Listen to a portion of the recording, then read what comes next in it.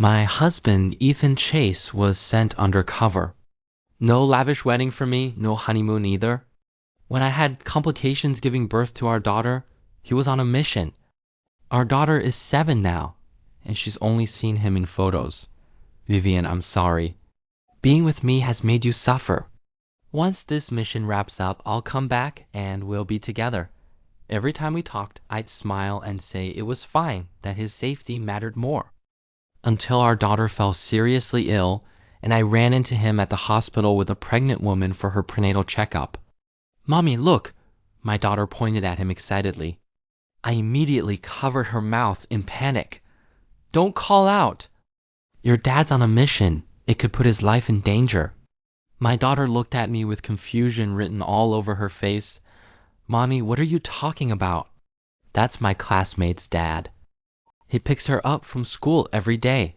My classmate's about to have a little brother. When are you going to give me a sister?" I forced myself to stay calm and dialed Ethan's number. "Ethan, where are you?"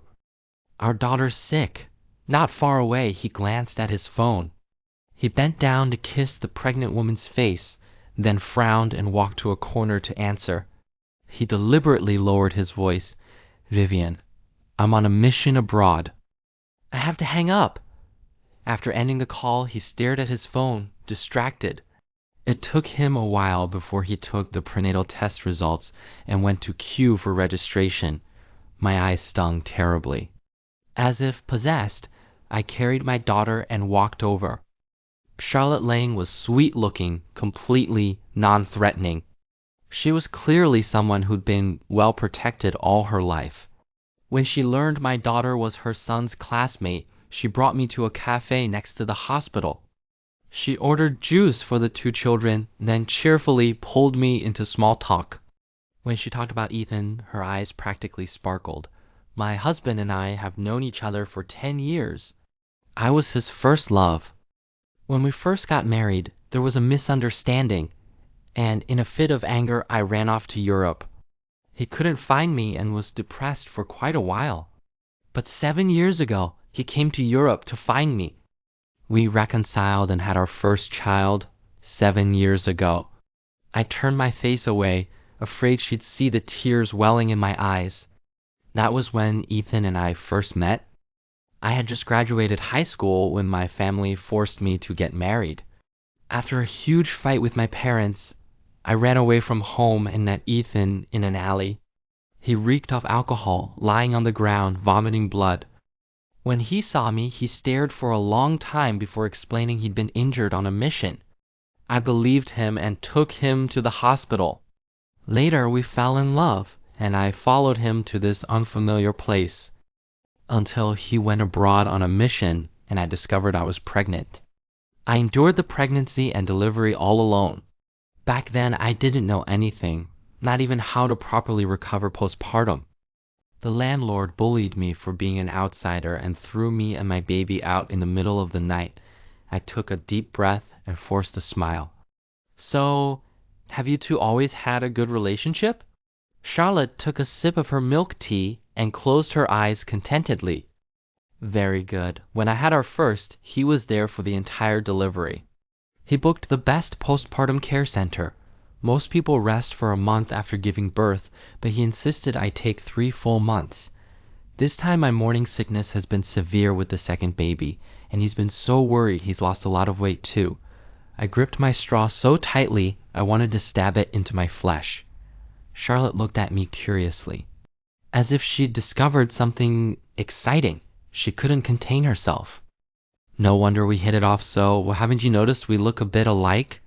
"Actually, I know that during the 3 years I was abroad, my husband found a substitute who resembled me. My husband said that woman was barely educated, completely on a different intellectual level from him. I'm pretty understanding about it. I just think of it as my husband finding a free prostitute." The tip of the straw pierced under my nail, but I felt no pain. Charlotte didn't notice my reaction and smiled at me smugly. "You have no idea how much my husband dotes on me. When he found out that woman was pregnant, I lost control and had someone run her over with a car. I heard she hemorrhaged badly. That woman reported it to the police, but my husband didn't blame me at all. He took care of all the trouble for me. After I had our first baby, I had some postpartum depression. I had people harass that woman, calling her a homewrecker. Watching her carry her child around, looking so helpless, it felt so satisfying. Oh, and my husband was even more ruthless. When the homewrecker was arguing with people, he and I just sat in a car across the street watching the show. Late pregnancy, getting hit by a car, all alone with no one to turn to. I crawled to a nearby hospital by myself to beg for help. The day people called me a homewrecker, Ethan choked up on the phone for the first time saying he was sorry.